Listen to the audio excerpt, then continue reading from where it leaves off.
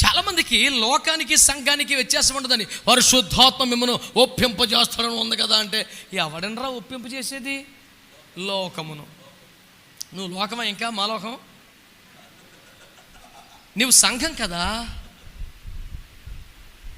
లోకమును ఒప్పింప చేస్తుంటాడు, సంఘమును నడిపిస్తూ ఉంటాడు. తేడా లేదంటారా సంఘానికి లోకానికి? అంతా ఒకటేనా? ఎటు కుదురుతుందండి? కాబట్టి ఒక మాట సీరియస్గా మీరు ఆలోచించాలని కోరుతున్నాను నేను. నీతి కలిగి ఉండాలి, సమాధానం కలిగి ఉండాలి. ఆ తర్వాత దేంట్లో ఆనందించాలి మనం? కొంచెం గట్టిగా. మనల్ని పొగిడినప్పుడా, మనకి సన్మానం జరిగినప్పుడా, మనకు బిరుదు ఇచ్చినప్పుడా, మనకి షాల్ కప్పినప్పుడా, మనకి పెద్ద కటౌట్ పెట్టినప్పుడా, ఎప్పుడన్నా ఆనందించాలా? మరి దైవజనులు, మరి ఎంతో ఘనులు, మరి ఎంతో శ్రేష్టమైన వారు అని చెప్తా ఉంటే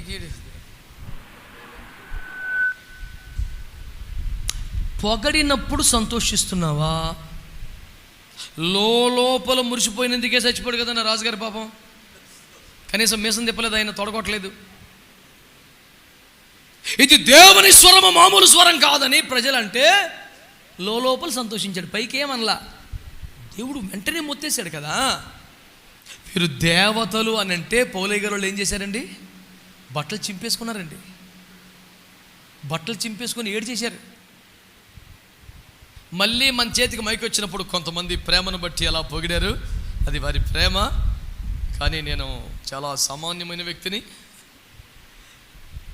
ఆడి పొగిడినంతసేపు ఎంజాయ్ చేసి బాగా ఆస్వాదించి ఇంకా 4 పొగిడినట్లుగా వాడికి తలూపి మైకి నీ చేతికి వచ్చిన తర్వాత నేను కేవలం మట్టివాడను.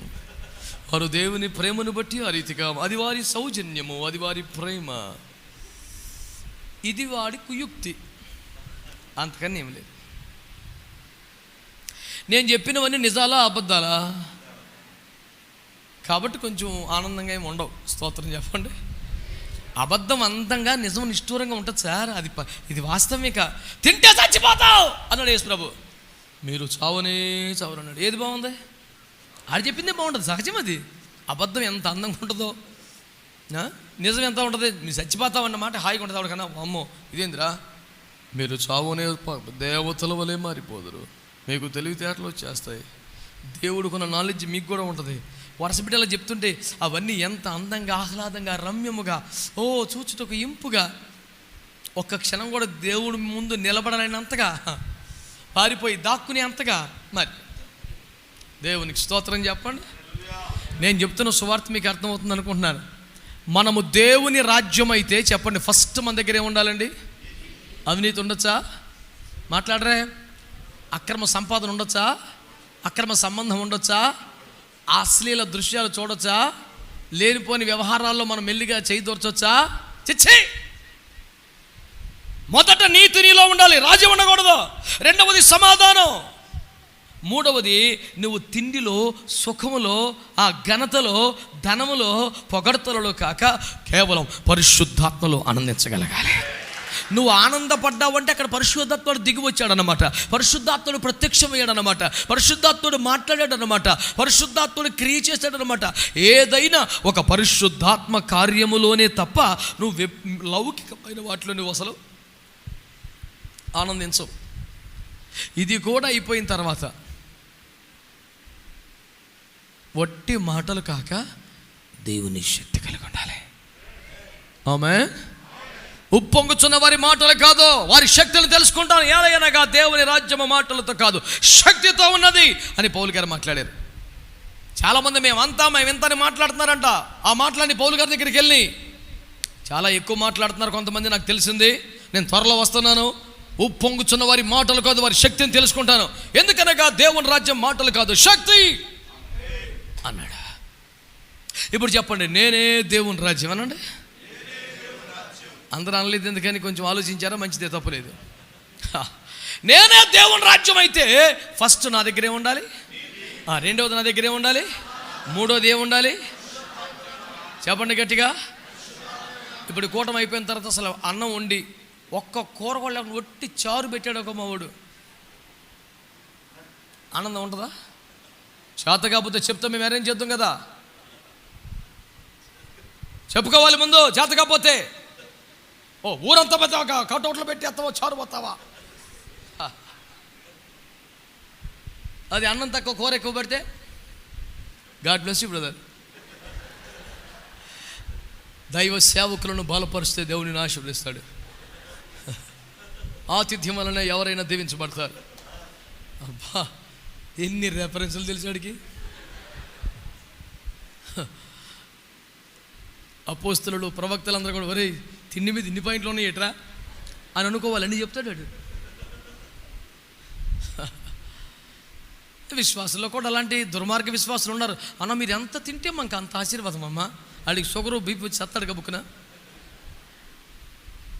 ఇలాంటి దుర్మార్గ క్రైస్తవులు కూడా ఉన్నారు. మారు మనసు పొందాలి. స్తోత్రం చెప్పండి, చెప్పరే హల్లెలూయా. ఒక దైవజనుడికి ఒక్కొక్క దర్శనం ఉంటుందండి. ఒకడికి మాత్రం పేతురు దుప్పట తప్ప ఇంకేం కనపడతలేదండి. అడిగి అరే నీ దర్శనం ఏంటంటే, అన్న నాకు ఎప్పుడు ఆ దుప్పటే కనపడుతుంది అన్న. పేతురు అంటే వద్దు వద్దు అన్నాడంట. ఆ దుప్పట అలా ఎగురుకుంటూ ఇంటి దగ్గరికి వచ్చేసిందంట. తమ్ముడా నీ దర్శనం ఏంటి అన్నా? దుప్పటి ఎప్పుడు చూసినా వచ్చేస్తుందన్నా.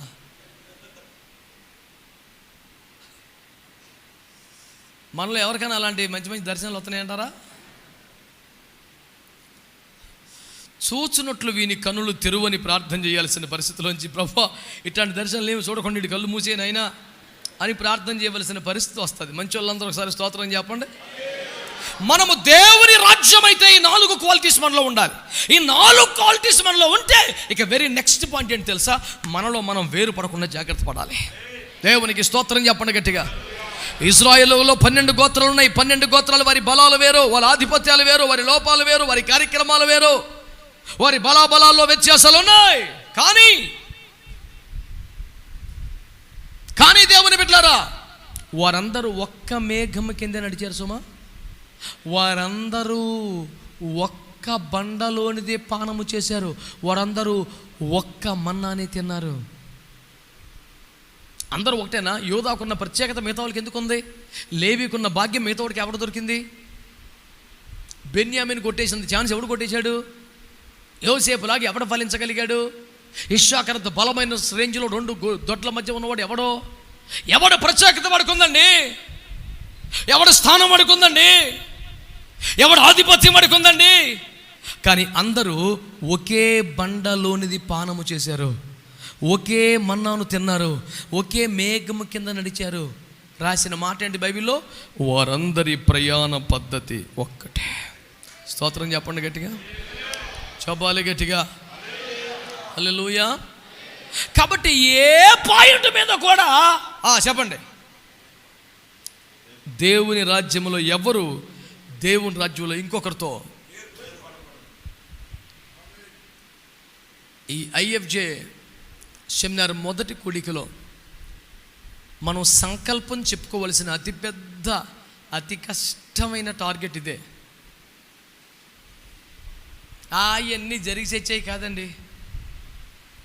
ఇలా అనేవాడు దేవుని దగ్గరికి వెళ్ళిపోతే జరుగుద్ది.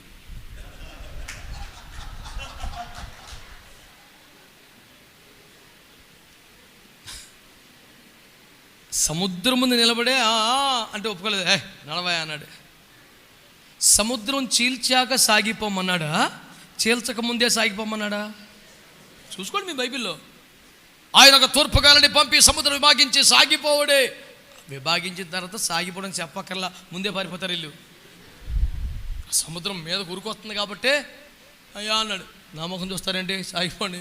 ఎడ సాగిపోమంటావా? మీదకి వస్తుంది, అట్టే సాగిపోన్నాడు ఆయన. వీళ్ళు అడుగులు ముందుకేస్తుంటే ప్రభు కార్యం చేశారు. స్తోత్రం చెప్పండి ఒకసారి హల్లెలూయా. ఇవన్నీ చెప్పటానికి బాగుంటాయి సార్, ప్రాక్టికల్గా జరగవు సార్ అనే వాళ్ళందరూ కూడా దేవుని కృపలో మారాలని నేను కోరుకుంటున్నా. స్తోత్రం చెప్పండి. మరి ఎందుకండి మరి ఇప్పుడు మనకు అసాధ్యమే కానీ దేవునికి అసాధ్యం కాదు కదా. ఎండిన ఎముకలనే ఒక సైన్యంగా చేశారు కదా. ఈ ఎముక అటుపోయింది, ఆ ఎముక ఇటుపోయింది, ఈ ఎముక అటుపోయింది. ఒక్కసారి ఒక్క ప్రవచన ఆత్మ రాగానే అవి వచ్చి కలిసిపోయిన ఎముకలు. గడగడ మన ధ్వని పుట్టింది.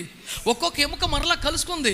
స్కెలిటన్ తయారైపోయింది. స్కెలిటన్ అయిపోగానే దాని మీదకి పిల్లల మల్లిగా మాంసం వచ్చేస్తుంది, నరాలు వచ్చేస్తుంది, చర్మం వచ్చేసింది, సిస్టమ్ అంతా తయారైపోయింది. ఆమె ఏం చెప్తాందంటే దీని పుర్ర ఎక్కడుంది, తలకాయ ఎక్కడుంది, కాలు ఎక్కడుంది, చేయి ఎక్కడుంది, ఇక మొక్క చెక్క అయిపోయింది. ఇప్పుడు కొత్తగా వచ్చేసి అందమైన కళలు కనొచ్చు. అబ్దుల్ కలాం గారి ప్రసంగం విని అవ్వ ఎన్ని అనే వాళ్ళందరూ ఏమైపోవాలి, మారాలి. స్తోత్రం చెప్పాలి గట్టిగా. మరి ఎందుకు సార్? మరి యేసుప్రభు అంటాడు, నేను సచ్చిలోని లేపాలనుకుంటున్నాను, మీరు అందరూ కలిసి రాయి జరపడం చాలు అంటాడు.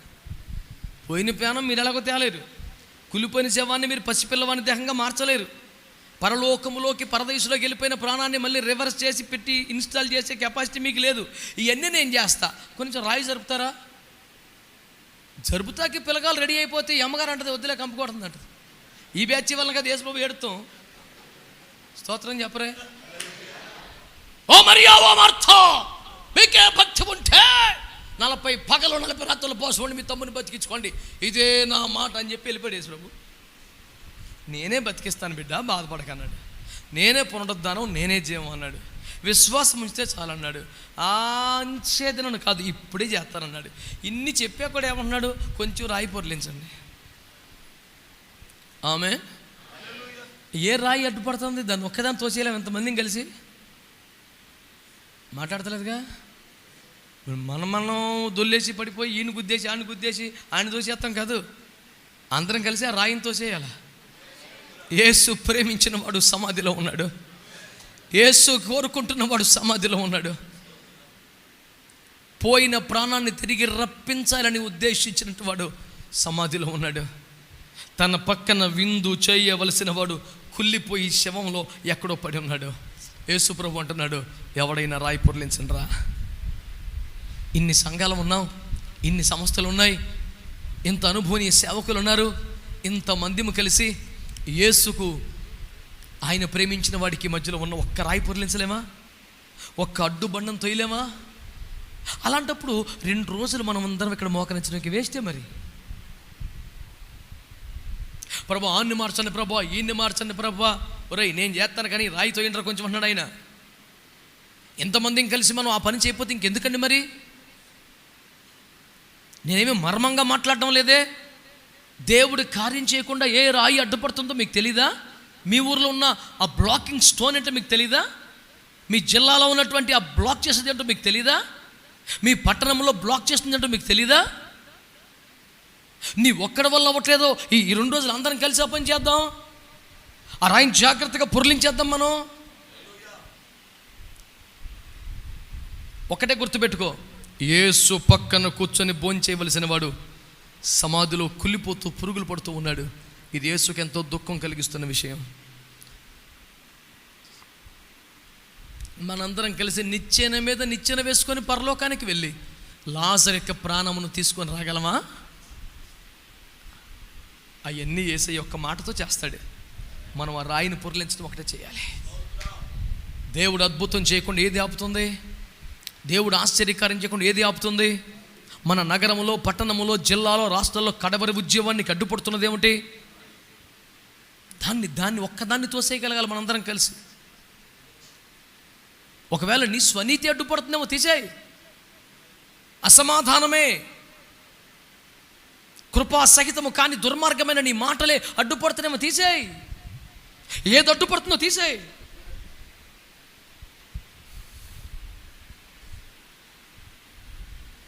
ఒకే ఒక టార్గెట్ మనకుంది. మనమందరం కలిసి సాతాను రాజ్యం మీద పడాలి. కానీ దేవుని రాజ్యంలోనే మనం వేరైపోయి ఒక్కొక్కరు ఒక మొక్క అయిపోయి ఏంటంటే మనం సాధించగలిగేది? దేవుని రాజ్యం సమైక్యపరచబడాలి, దేవుని రాజ్యం సంఘటితపరచబడాలి, దేవుని రాజ్యం మళ్ళీ పునరేకీకరణ జరగాలి. విడిపోయిన సహోదరులు, విడిపోయిన సంఘాలు, విడిపోయిన సహవాసాలు దేవుని కృపలో తిరిగి ఏకమవ్వాలి. ప్రతి ఎముక దాని పుర్రె దగ్గరికి రావాలి. ప్రతి ప్రతి ప్రతి ఎముక తిరిగి సమకూర్చబడి ఒక ధ్వని సంఘములో మనం వినగలగాలి. గుంటూరులో మనం నిర్వహిస్తున్న ఈ 2 రోజులు ప్రార్థనా కూడికల ద్వారా అందరము ఎలుగెత్తి ఒక్కటే రోదన చేయవలసిన అంశం ఏంటంటే, మేము ప్రార్థించుచుండగానే గడగడమని ధ్వని ఒకటి పుట్టాలి ప్రభువా. తిరిగి సంఘాల మధ్య ఐక్యత కలబడాలి, సేవకుల మధ్య ఐక్యత రావాలి, తిరిగి ఒక దైవిక సమాధానం రావాలి. ఆమేన్, హల్లెలూయా. ఎవరి కొరకు ప్రార్థన చేస్తున్నాం కదా.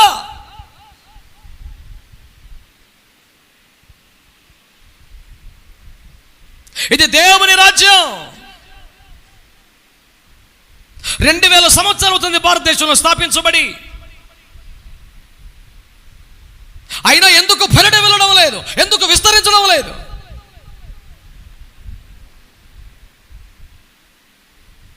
ఒకే ఒక్క కారణంతో. ఏమిటది? దానికి అదే వేరుపట్టం వల్ల. దేవునికి మహిమ కలుగునుగాక. ఆమేన్, హల్లెలూయా, హల్లెలూయా. దేవుని రాజ్యం తనకు తానుగా వేరుపడితే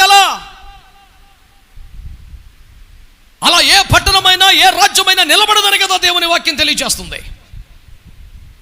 కాబట్టి దేవుని ప్రియులరా, దేవుని రాజ్యం సమైక్యపరచబడకుండా, సంఘటితమవకుండా, పునరేకీకరణ జరగకుండా,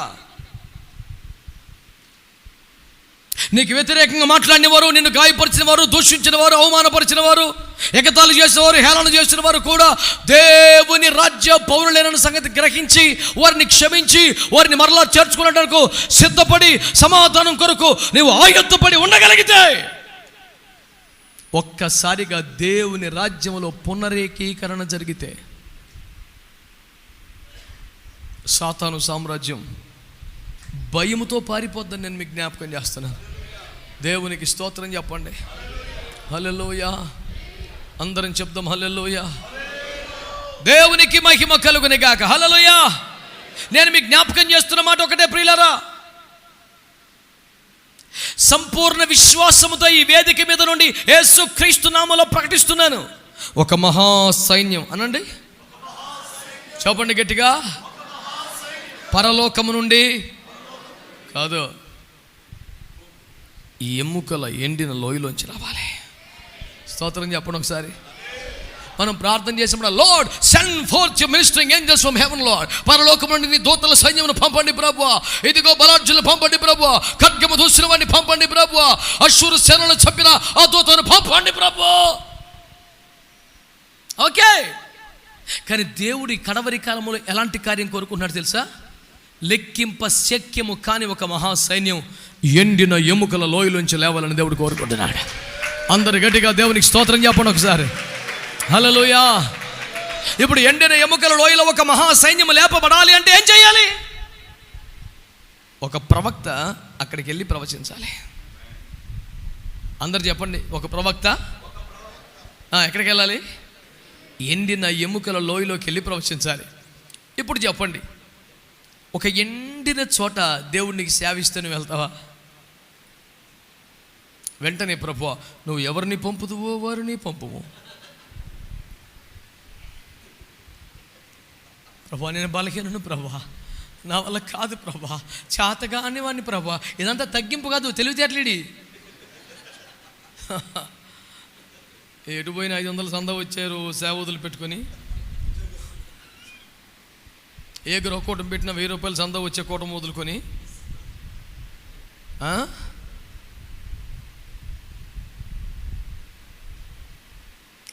ఎండిపోయిన స్థలంలోకి వెళ్ళి సేవ చేయాలంట. ఒక ఆత్మ కలిగిన అభిషేకము కలిగిన సేవ మాదే.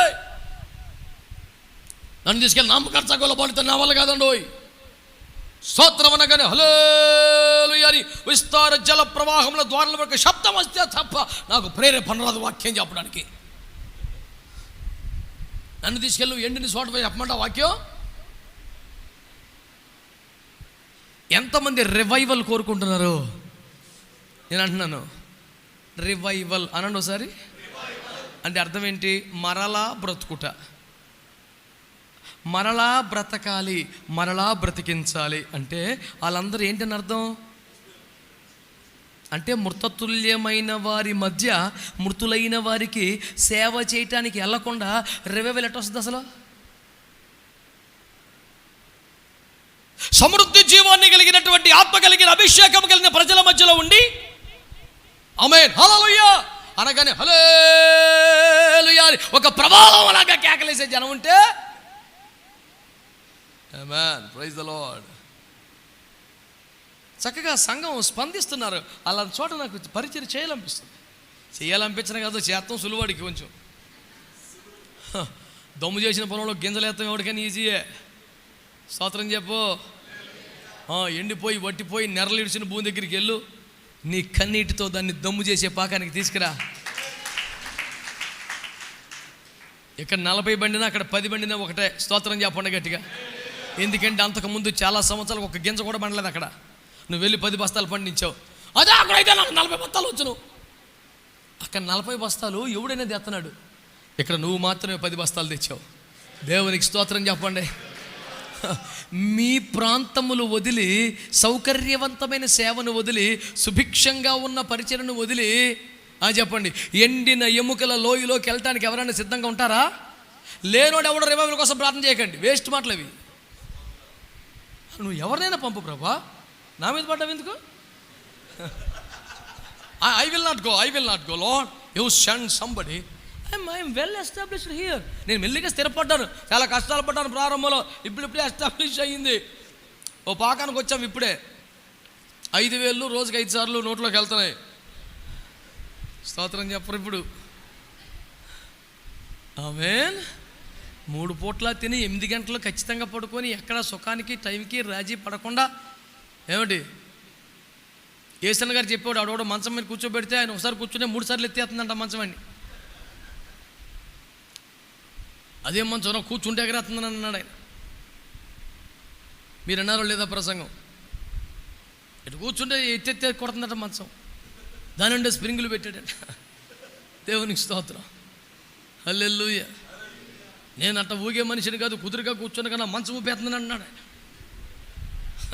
దేవునికి స్తోత్రం. మనం ఇన్ని సౌకర్యాలు పెట్టుకొని మనం ఏం ప్రార్థన చేస్తాం? ప్రభువా, భారతదేశంలో గొప్ప ఉద్యమం రావాలి ప్రభువా, ఆంధ్రప్రదేశ్లో గొప్ప ఉద్యమం రావాలి ప్రభువా, నార్త్ ఇండియాలో ఉద్యమం రావాలి ప్రభువా. మరి నువ్వు వెళ్తా ఉన్నా? No way, God send somebody. ఎదురుకుండా మార్టిన్ గారు ఉన్నారు, ఈ పక్కన సుగీలు పద్దాక నార్త్ ఇండియాకి వెళ్తారు. వాళ్ళనే పంపు ప్రభువా, వాళ్ళనే బలపరచిన ఆయన.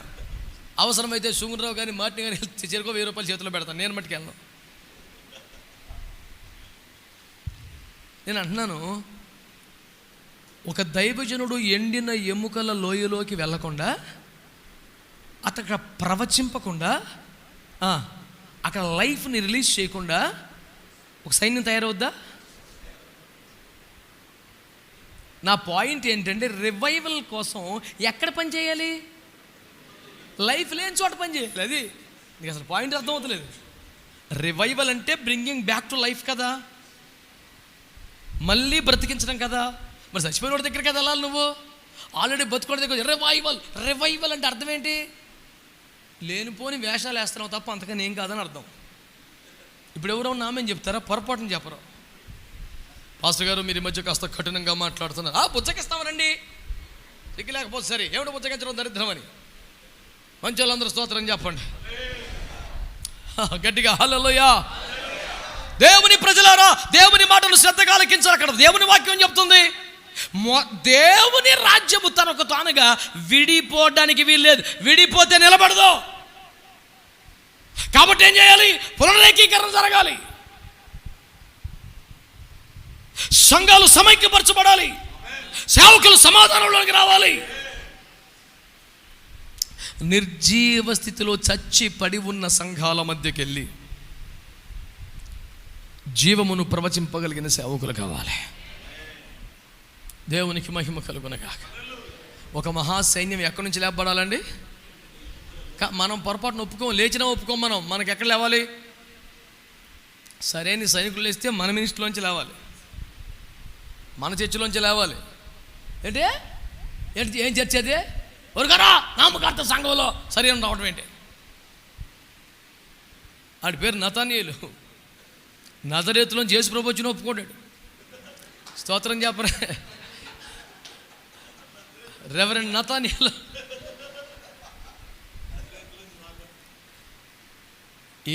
యేసు ప్రభు కావచ్చు, మెస్సయ్య కావచ్చు, ఎక్కడ అన్నావు? నజరైతే అయితే చిచ్చి మాకు తెలుసు అక్కడ హిస్టరీ.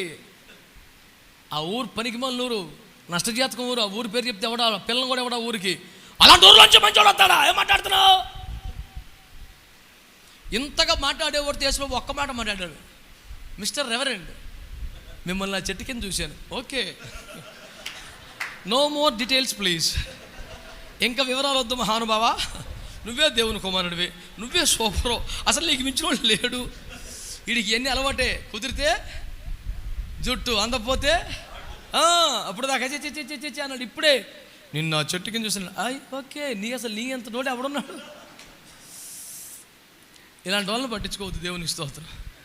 వాళ్ళు చూస్తారు, తేడా వస్తే ఎంత రోనాన్ని కిందకి లాగి పడేస్తారు. కొంచెం తేడా వచ్చేలా ఉందంటారు కనుక అబ్బా మీరు అసలు దేవుని ఈ కాలంలో దేవుడు మిమ్మల్ని లేపాడు సార్, ఏలేడు ఎవడన్నాడు అసలు? అమ్మ బాబోయ్, ఈ తరానికి మీరే అసలు. ఆ కాలంలో మోసే, ఆ తర్వాత సంసారం, ఆ తర్వాత దావి, యుగానికి ఒక్కడో, ఇప్పుడు మీరు. ఇంతకు ముందు ఏమన్నాడు వీడు? మాకు తెలుసు, వాళ్ళ ఊరు తెలుసు, వాళ్ళ సంఘం తెలుసు, వాళ్ళ బ్యాక్గ్రౌండ్ తెలుసు. ఎవరికంటే ఇవన్నీ మేము చూసాం, ఇలాంటి బోర్డు చూసాం. చిన్న ప్రవచనం చెప్తే సరిపోద్దాడికి. నాన్న ఇందాక ఆ చెట్టు కింద ఏం చేద్దాం? ఏంటది? ఏంటి సార్ మీరు అసలు మాట్లాడక్కర్లా, మీ గురించి నేను మాట్లాడతా ఇప్పుడు.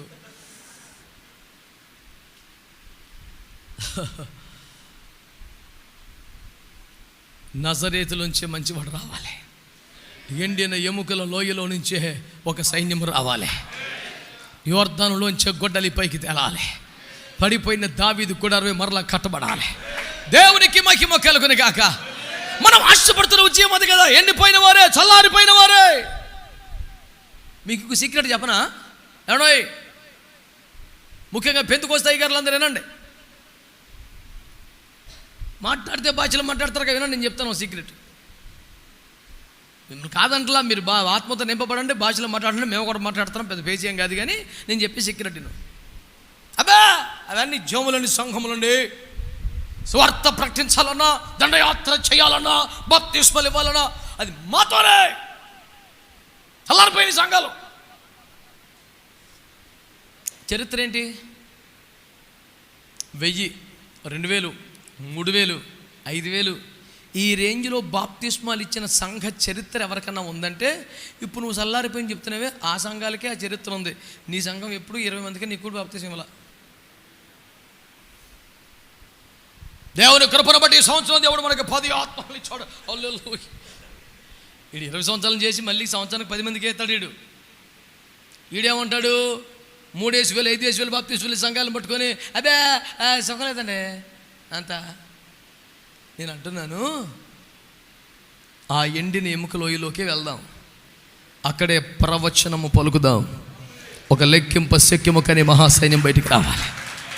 దేవునికి స్తోత్రం కలుగును గాక. ఆమేన్, హల్లెలూయా. కనుక దేవుని రాజ్యము విస్తరించాలంటే, దేవుని రాజ్యము నిలబడాలి అంటే, దేవుని రాజ్యం వ్యాపించాలంటే మనం ఏం చేయాలి? నెంబర్ 1, మొదట మనమే సరైన దేవుని రాజ్యం అవ్వాలి. దాని అర్థం మనము నీతివంతులుగాను, సమాధానము గలవారముగాను, తుండిలో, ధనములో, సుఖములో, పొగడ్తలలో గాక పరిశుద్ధాత్మ యందుల ఆనందించేవారముగాను, వట్టి మాటలు కాక శక్తి కలిగిన వారముగాను ఉండాలి. అప్పుడు మనము దేవుని రాజ్యం. ఇలాంటి దేవుని రాజ్యమైన మనందరం కూడా ఏం చేయాలి? వేరొకరితో వేరు పడకుండా, విడిపోకుండా సమైక్యంగా ఉండాలి. ఇప్పటికే విడిపోయిన మొక్కలు ఏమైనా ఉంటే వాళ్ళందరితో సమాధానం పడి వాళ్ళని కలపాలి. దేవునికి స్తోత్రం చెప్పండి, చెప్పాలి గట్టిగా. హల్లెలూయా, హల్లెలూయా. కనుక దేవుని బిడ్డలారా జాగ్రత్తగా మీరు ఆలకించండి. ఇప్పుడు ఏ రాజ్యము కూడా తనకు తానుగా విరోధంగా పోరాడితే నిలబడదు. మరి ఏం చేయాలి ఇప్పుడు? ఈ రాజ్యం నీతి కలిగి, సమాధానము కలిగి, పరిశుద్ధాత్మ ఆనందము కలిగి, దేవుని శక్తి కలిగి ఈ సంఘం, ఈ దేవుని రాజ్యం ఏం చేయాలంటే బలమైన పురుషుణ్ణి బంధించి వాడి ఇల్లు స్వాధీనం చేసుకొని పని మీద పడాలి. స్తోత్రం చెప్పండి. ఇప్పుడు చెప్పండి, దేవుని రాజ్యం అనండి తనలో తాను పోరాడుకోకూడదు. సంఘం అంతా కలిసి శత్రువు ఇంటి మీద దాడి చేయాలి. ఇప్పుడు దేవుని రాజ్యము లోపట పోరాటం ఉండకూడదు, దేవుని రాజ్యం బయట పోరాటం ఆపకూడదు. అదే ఫార్ములా. ఇది ఒక్కటి మనం చేయకపోతే సెట్ అవ్వదు. మనలో మనకు అసలు ఏముండకూడదు, మనం శత్రువు మీద పోరాటం. విచిత్రం ఏంటంటే స్పిరిచువల్ వార్ఫేర్ వద్దు, అంత ఫూలిష్నెస్, అది బుద్ధిహీనత, అది ఆపేయమని చెప్తున్నారు పెద్దోళ్ళు. అమెరికాలో ఒక దైవజనుడికి హైదరాబాద్ వచ్చాడు, చాలా బాగా వాక్యం చెప్తాడు, రమ్మంటే మేము కూడా వెళ్ళాం. ఇలాంటి ఒక హాల్లో కూర్చోబెట్టారు. నన్ను గబుకుని పిలిచి నువ్వే తర్జుమా చేయన్నారు. సరే అని నిలబడితే ఆయన చెప్పిన ఫస్ట్ మాట, స్పిరిచువల్ వార్ఫేర్ ఈజ్ ఫూలిష్ అన్నాడు. ఆత్మీయ పోరాటం ఒక బుద్ధిహీనత అని చెప్పాలి తెలుగులో. ఎట చెప్పను నేను, నా ప్రాణం అప్పట్లో అలాగే వచ్చిన అతిథిని తప్పు చెప్తున్నాడు అనొచ్చా? అందుకని ఆయన స్పిరిచువల్ వార్ఫేర్ ఈజ్ ఫూలిష్ అనగానే మనం ఆత్మీయ పోరాటము చేయాలి అన్నా నేను. ఎట్టగా నవ్వారు ఇంగ్లీష్ వచ్చిన వాళ్ళందరూ, తెలుగు వచ్చిన వాళ్ళందరూ ఆమె అన్నారు, ఇంగ్లీష్ కూడా వచ్చిన వాళ్ళందరూ. ఆయన కొంచెం డౌట్ వచ్చిన, yes spiritual warfare is foolish అన్నాడు. మళ్ళీ అవును మనం ఆత్మీయ పోరాటం చేయాలి. వీళ్ళు మళ్ళీ ఆయన డౌట్ వచ్చి నేను చెప్పిందే చెప్తున్నావు నువ్వు అని అడిగాడు. నేను అన్నాను కరెక్టే చెప్తున్నాను అన్నాను. నువ్వు చమత్కారంగా మాట్లాడి కరెక్ట్గా చెప్పాన్నాడు. అప్పుడు చెప్పి ఇంకెందుకు మరి మీరు తప్పు చెప్తున్నారు సార్, నేను కరెక్ట్ చెప్పాను. ఏం మాట్లాడుతున్నాను? స్పిరిచువల్ వార్ఫేర్ ఫూలిష్ కాదు, it's essential for the church of God. సంఘము పోరాడాలి. నువ్వు ధర్మశాస్త్ర కాలంలో ఉన్నావా? మనం కృపలోకి వచ్చేసాం. యేసు సిలువలో చేసి ముగించాడు, ఎంజాయ్ చేస్తామే. తిని పడుకోయి నువ్వు వెళ్ళైతే యేసు సిలువలో తాను చేయాల్సింది ముగించాడు, మనం చేయాల్సింది ప్రారంభించమని చెప్పాడు. ఆమె రక్షణ సిలువలో సిద్ధమైపోతే నువ్వు ఎందుకు బాప్తిసం పొందుతున్నావు? మరి క్షమాపణ రెడీగా ఉండు, నువ్వు ఎందుకు పశ్చాత్తాపడుతున్నావు?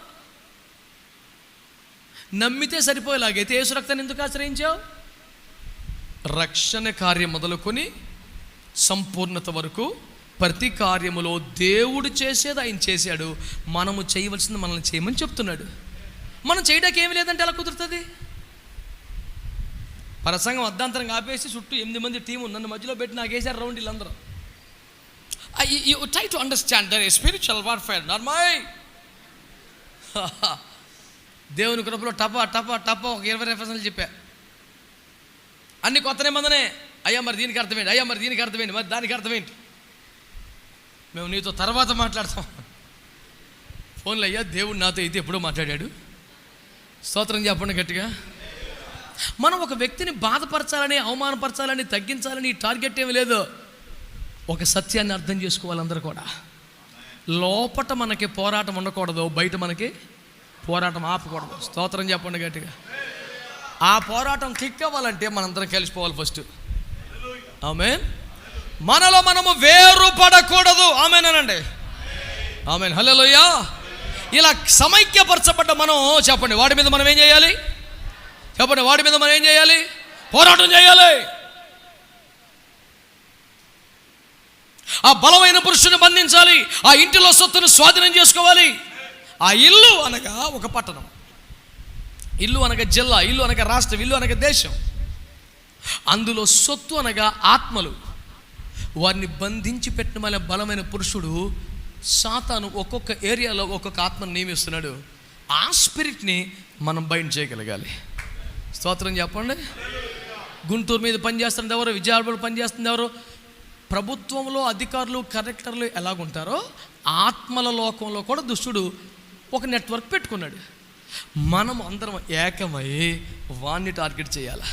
ఆ నెట్వర్క్ ఎక్కడికక్కడ తెంపేయగలగాలి, దాన్ని ఎక్కడికక్కడ కట్ చేసి పడేయగలగాలి. దేవునికి స్తోత్రం కలుగునగాక. హల్లెలూయా. వాడి వల్ల చిన్న భిన్నం చేసేయగలగాలి. సో మనం ఆన్నేం చేయకుండా, ఆడు వల్ల తెంపకుండా, ఆన్నేం బంధించకుండా ప్రజల మీద పడిపోయి మీరు మారరు, మీరు మూర్ఖులు, నరకానికి వెళ్ళిపోతారో, నాశనం అయిపోతారంటే ఊర్లో ఉండకుండా మనల్ని తరిమి బయట పెడుతున్నారు. అందుకే కుదిరి ఏడవాలి కదా. ఓ మూర్ఖులారో, పాపులారో, విగ్రహములు చాయువారును, వాటిని పూజించువారును వాటి వంటి వారే. సూపర్గా చెప్పాను అనుకుంటాడు. ఇంకడికి అదే లాస్ట్ ప్రసంగం. ఆ ఊర్లో ఉండేవారు 100 కాదు 1000 సంతకాలు పెట్టి తీసుకెళ్ళి బయట పారేస్తారు. వీడు బయటకు వచ్చేమంటాడు, అప్పుడు నేను ప్రభు కొరకు రోషం కలిగి వాడబడ్డానండి. దాని ఫలితమే రోషంగా వాడబడలేదు, మూర్ఖంగా వాడబడ్డాం. స్తోత్రం చెప్పండి, చెప్పాలి గట్టిగా. పోరాడాలి అనండి. ఎవరితో? ఎవరితో? ఇప్పుడు విందాం. టపటపా 3 మాటలు చెప్పి ముగిస్తాను నేను. మోషే అనండి, అనండి. మోషే ఐగుప్తుకి వెళ్ళాడా? మాట్లాడండి. దేవుని చేత పంపబడి ఐగుప్తుకి వెళ్ళాడా? ఐగుప్తుకి వెళ్ళి ఎవరితో పోరాడాడు? చెప్పాలి గట్టిగా. గోషెను రాష్ట్రంకి వెళ్ళి ఇశ్రాయేలుతో పోరాడా? ఓ ప్రజలారా, సిగ్గులేని వారలారా, 400 సంవత్సరములుగా బానిసత్వంలో మగ్గిపోవడానికి నీకు రోషము లేదా? యువత రక్తం నీలో లేదా? హెబ్రోను నీవు కాదా? అబ్రహాము సంతానము కాదా? సొదొమ రోజులతో పోరాడిన వాడు, కాపాడిన వాడు కాదా? కదురులోయమును ఎదిరించిన వాడు కాదా? మెల్కి సిద్ధికిని ఎదుర్కొన్న వాడు కాదా? లెమ్ము, రమ్ము, ఫరో మీద తిరుగుబాటు చేయము. ఇదేనా ప్రసంగం? చెప్పరా అయ్యగారులు? ప్రజల మీదకి వెళ్ళటం ఏంటండి అసలు? ప్రజల మీదకి వెళ్ళే పని లేదు. నేరుగా ఎక్కడికి వెళ్ళాలి సార్? మనం ఫరో దగ్గరికి వెళ్ళాలి. రే, God said let my people go. స్తోత్రం చెప్పండి గట్టిగా. యెహోవా సెలవిచ్చుచున్నాడు, లెట్ మై పీపుల్ గో, నా ప్రజల్ని పోనీ. అతని మాట విని పోనించడు. యెహోవా ఎవడో చూడు ప్రభు ఏమన్నాడో నేను చూసుకుంటాను రా అని ఆయన స్టార్ట్ చేశాడు కోటం. మన పోరాటం ఎవరితో? అడితో. గట్టిగా స్తోత్రం చెప్దాం ఒకసారి. ఆమేన్, హల్లెలూయా. కనుక మీరందరూ గమనించాలని నేను కోరుతున్నాను. ఎవరితో పోరాడితే ఆత్మలు రక్షించబడతాయి? మాట్లాడాలి గట్టిగా. ఫరోతో పోరాడితే ఆత్మలు బయటకు వస్తాయి, అంతేగాని ఇశ్రాయేలులారా, ఓరి గోత్రకర్తలారా, మీరేమి చేయించున్నారు? మనం పోరాడేది ఫరోతో, విడిపించేది ప్రజల్ని. ఆమేన్. ఓ ఇళ్ళ మీద పడిపోయి, కొంపలాంటి పడిపోయి, వాళ్ళని దూషించి, విమర్శించి, గాయపరిచి ఒక్క ఆత్మను కూడా మనం సంపాదించలేం. మనం పోరాడేది ఎవరితో? ఆ ప్రాంతం మీద అధికారి ఎవడో వాడితో మనం పోరాడాలి. ఆ ప్రాంతం మీద వ్యతిరేకంగా పనిచేస్తున్నాడు వాడు, వాడితో మనం పోరాడాలి. మోషే ఫరోతో పోరాడాడు గనుక ఒక్క రాత్రి సుమారు 30 లక్షల మంది ఆత్మలను రక్షించగలిగాడు. దేవునికి స్తోత్రం చెప్పండి గట్టిగా. పోరాడేవాడే ఆత్మలు సంపాదించగలడు. అన్నమాట చెప్పండి గట్టిగా ఒకసారి, చెప్పండి గట్టిగా ఒకసారి. ఎవరితో పోరాడాలి? మనతో మనం పోరాడుకోవాలా? మనలో మనం పోరాడుకోవాలా? ఎవరితో పోరాడాలి మనం? ఫరోతో పోరాడాలి, శత్రువుతో పోరాడాలి. ప్రజలను బంధించిన వాడెవడో, ప్రజలతో బానిసత్వం చేయిస్తున్న వాడెవడో, ఏ ఆత్మ ఏలుబడి చేస్తుంది, ఏ శక్తి ఏలుబడి చేస్తుంది, ఎవరు ప్రజలను ఇబ్బందులు పెడుతున్నారు, ఆ ఆత్మను బంధించాలి మనం. నెక్స్ట్ మోషే తర్వాత యెహోషువ దగ్గరికి వద్దాం. అప్పుడు యెహోషువ ఏం చేయాలి? ఇశ్రాయేలులారా, 12 గోత్రకర్తలారా, మీలో బలాఢ్యులు ఏర్పాటు చేసుకోండి. 20 ఏండ్లు మొదలుకొని పై ప్రాయం గెలవ నాతో రమ్మని యెహోవా చెప్పాడు కదా. రండిరా, వెళ్దాం. ఏ చేద్దాం? ఒక్కొక్కడిని. అదేం లేదు, కూటం. అందుబాటులో ఉన్న వాళ్ళని తీసుకున్నాడు. ఒంటి చేత్తో 31 మంది రాజులను చంపాడు. ప్రజలకు స్వాస్థ్యాలు పంచిపెట్టాడు. దేవునికి స్తోత్రం కలుగునుగాక. ఎవరితో పోరాడాలి మనం? శత్రు రాజులతోనే. వినండి, దేవుని ప్రజలు మనకి మధ్య తగాద ఉండకూడదు. దేవుని ప్రజలకు మనకు మధ్యలో అగాధం ఉండకూడదు. సాతానుతో పోరాడాలి, ప్రజలు విమోచించాలి. శత్రువుతో పోరాడాలి, ప్రజలకు స్వాస్థ్యములు పంచిపెట్టగలగాలి. స్తోత్రం చెప్పండి గట్టిగా. ఆమేన్, హల్లెలూయా, హల్లెలూయా. ఏలియా ఎవరితో సవాల్ చేశాడు? ప్రజలతోనా? ప్రజలతోనా? బయలు ప్రవక్తలతో సవాల్ చేశాడు. మీరు అగ్ని రప్పించగలిగితే నేను ఒప్పుకుంటా, నా దేవుడు రప్పించగలిగితే మీరు ఒప్పుకోవాలి. ఎవరితో సవాలు చేశాడు? ఎవరిని ఓడించాడు? తద్వారా ప్రజలు యెహోవా దేవుడిని ఒప్పుకున్నారా లేదా? ఎవరి సేవను మీరు చూసినా తేలుతున్న ఫలితార్థం ఏంటంటే, ఎవరు శత్రువుతో పోరాడుతున్నారో వారు దేవుని రాజ్యాన్ని కట్టగలుగుతున్నారో. ఆమేన్ చెప్పండి గట్టిగా. నిర్గమకాండం 19లో ఏమన్నాడు యేసుప్రభువారు? మీరు నాకు యాజక రూపమైన రాజ్యముగా ఉన్నారన్నాడు. ఇన్ని 30 లక్షల మంది రాజ్యం ఒక్క నిమిషంలో ఎలా తయారని తెలుసా? ఫరోతో మోషే పోరాడాడు గనుక సాధ్యమైంది. మనము కూడా మనలో మనం పోరాటమును ఆపి, మనము పునరేకీకరణ జరిగి, మనం సమైక్యపరచబడి అందరము ఒక్కటి అయి ఆ ఫరోతో మనం పోరాడగలిగితే లక్షలాది మంది ఆత్మలను రక్షించగలుగుతాం. 2, ఆయా శత్రువులతో మనం పోరాడితే మన బిడ్డలకు స్వాస్థ్యములు ఇస్తాం. ఆయా ప్రవక్తలతో మనం సవాలు చేసి నిరూపించగలిగితే ప్రజలను యెహోవా దేవుడని ఒప్పించగలుగుతాం. ఆమేనండి. వీళ్ళందరూ ఎవరు? దేవుని రాజ్యాన్ని కట్టిన వారు, మేలు చేసిన వారు. అదే సౌలు గారిని తీసుకోండి. సౌలు గారు ఏమంటున్నాడు చూడు, రేపు సాయంత్రం ఈ వేళకి ఈ రాజ్యమును జయించి మన రాజ్యంలో కలిపేస్తా, ఈ 3 రాజ్యాలని ఓడించి మన రాజ్యంలో కలిపేస్తా అని ఒక్కసారి అనలా. ఎవడన్నా రేయ్ రా, నీకేమన్నా హుషారు ఉందా, రా, నువ్వు గెలిస్తే 300 నీకు ఇచ్చేస్తా, ఉన్న రాజ్యాన్ని కాపాడరా పెంచురా అంటే ఉన్న రాజ్యాన్ని వాటాలు వేసి పనిచేస్తున్నాడు వీడు. అప్పుడు వేసిపోన్నాడు, వీడిని ఇంకొక సంవత్సరం ఉంచితే రాజ్యం అంతా పనిచేస్తాడు వీడి వాటాలు వేసి. వీడికంటే యోగ్యుడికి పొరుగువాన్ని పెడదామని ఆయన తప్పించాడు. దేవునికి స్తోత్రం చెప్పండి. సౌలు గారిని ఎందుకు తప్పించారు? దావీదుకి అర్థమైంది. అందుకే దావీదు వచ్చిన రోజు నుంచి నా భార్య, నా పిల్లలు, నా తిండి, నా సుఖం అనుకోకుండా యెహోవా యుద్ధములు చేస్తూ చిన్న రాజ్యాన్ని పెద్ద సామ్రాజ్యంగా దావీదు విస్తరించగలిగాడు. అందరు గట్టిగా స్తోత్రం చెప్పండి. 40 సంవత్సరాలు తన పరిపాలన కాలంలో దావీదు యుద్ధములు చేస్తూనే ఉన్నాడు.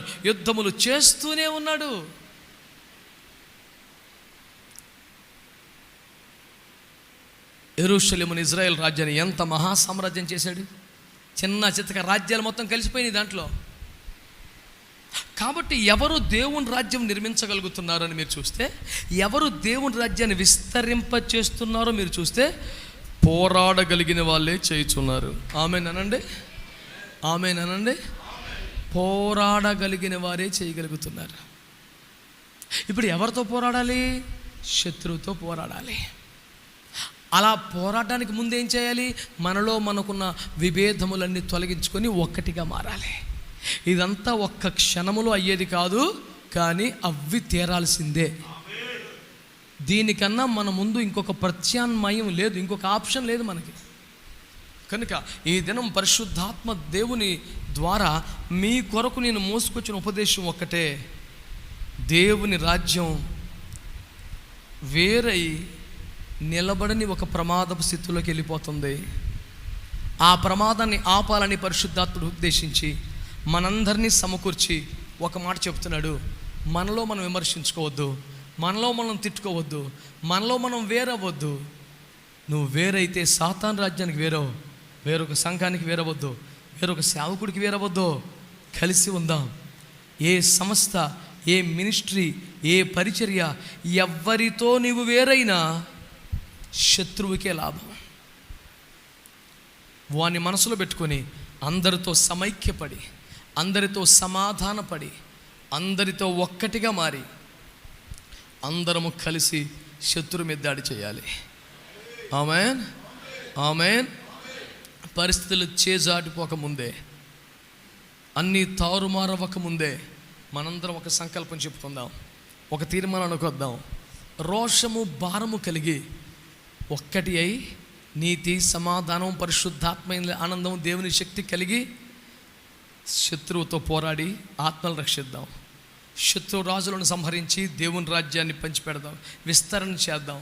యెహోవా యుద్ధములు చేసి రాజ్యమును సామ్రాజ్యమగునంతగా విస్తరిద్దాం.